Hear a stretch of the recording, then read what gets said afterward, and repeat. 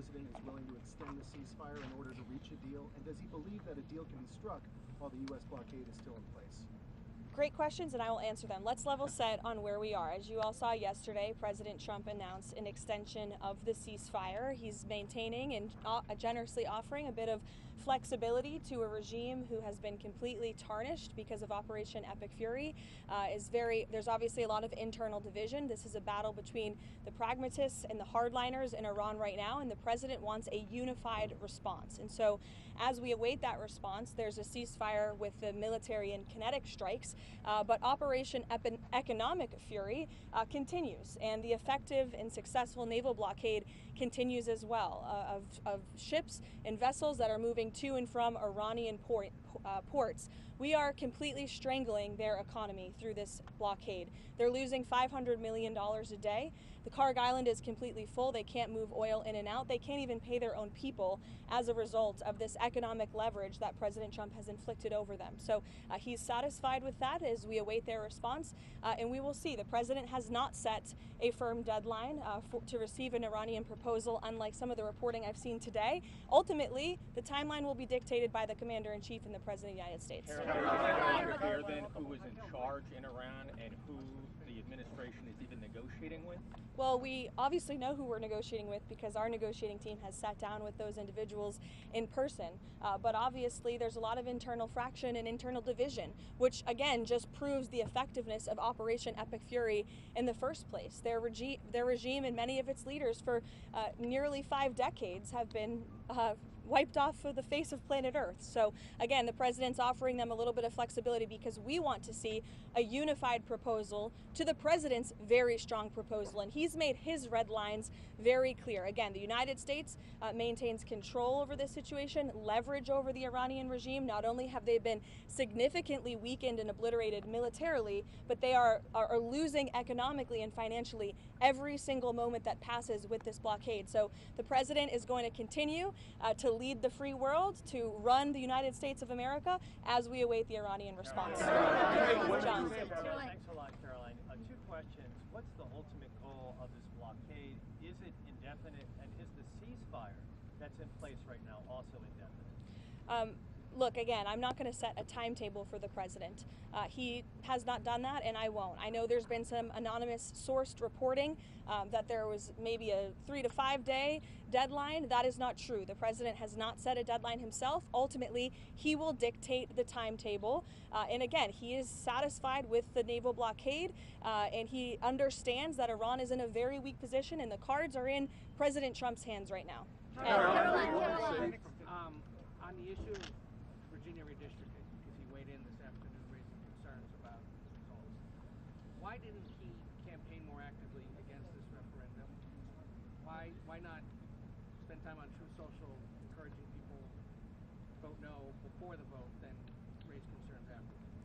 That's a question that's political by nature. As you know, I'm not part of the president's political team anymore. I do sit here at the White House as a government employee. Look, the president has a lot on his plate, a lot on his schedule. He did host a telephone call prior to the election the night before, but he's made his position on the result of this election clear to all of us. Mary Bruce. The president is not setting a deadline with this ceasefire right now, but this war has already gone on longer than he said it would initially. How long should Americans be prepared for this war to go on? Look, I think President Trump ultimately will dictate the timeline, and he will do so when he feels is in the best interest of the United States and the American people. Caroline. Sure, go ahead. Thank you very much. So in the same day, the president said that he doesn't want to extend the ceasefire and the bombs would start falling after the end of the ceasefire. And unilaterally, he declared that the ceasefire would be extended indefinitely. Iranian state media are openly mocking the President of the United States and saying we didn't even request the extension of the ceasefire. What's the response from the President of the United States? The response is you guys all see a lot of different messaging coming out of Iran, a lot of different rhetoric and language from them. I would caution you to take anything that they say at face value. What we've seen is that what they say publicly is much different than what they concede to the United States and our negotiating team privately. I've said that repeatedly to all of you in the news media, and you should take our word for it. Another topic. There's been some reporting about a possible bailout for Spirit Airlines. Can you update us on those talks, and why Why does the administration think it's a good investment to buy into a bankrupt airline? Well, I understand the airline is bankrupt because the previous administration blocked the merger, which was probably not a wise move. Obviously, this is something the Commerce Department and the President are tracking. I don't have any updates or announcements, but the aviation industry is very important to this President and this White House. Millions of Americans depend on it. We want to see the best possible outcome, but I don't have any announcements today. Thank you so much, Caroline. So, how long is the President willing to wait for the Iranians to come to the table, and does he trust the Iranians to come to the table? Again, I've now been asked this question a few different times, a few different ways. I'm not going to set a deadline. A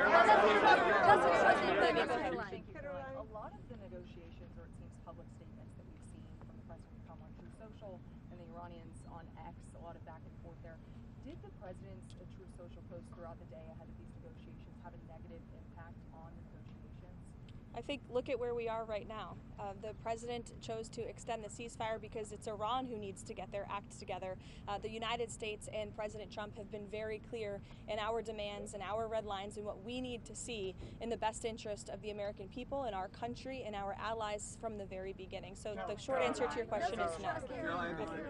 Does the White House have an understanding at this point of who inside of Iran will have the final sign-off on a deal? The White House and our intelligence community certainly has a good understanding. However, we want to see a unified response and a unified proposal. To the previous question's point, you see a lot of different messaging on social media from many people within the regime, and a lot of that public nonsense is not what we hear from them privately. But again, we want a unified response, and that's what the President is awaiting. Again, I'll leave our intelligence community and the President to decide. Nick, go ahead. Thank you, Caroline. Does the White House have a response to the DOJ's indictment of the SPLC, as well as the allegations that it was, donated funds were used to actually fund the very hate groups and racist groups that it denounced?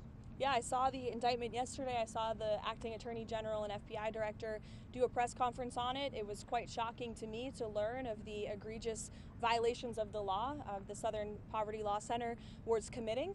And I think that's a story that should be on the front page of every newspaper in this country because they've obviously been duping their supporters and the American taxpayers for far too long. It's a criminal organization, clearly, and that's not our DOJ saying that or Todd Blanche saying that. That's a grand jury indictment saying that.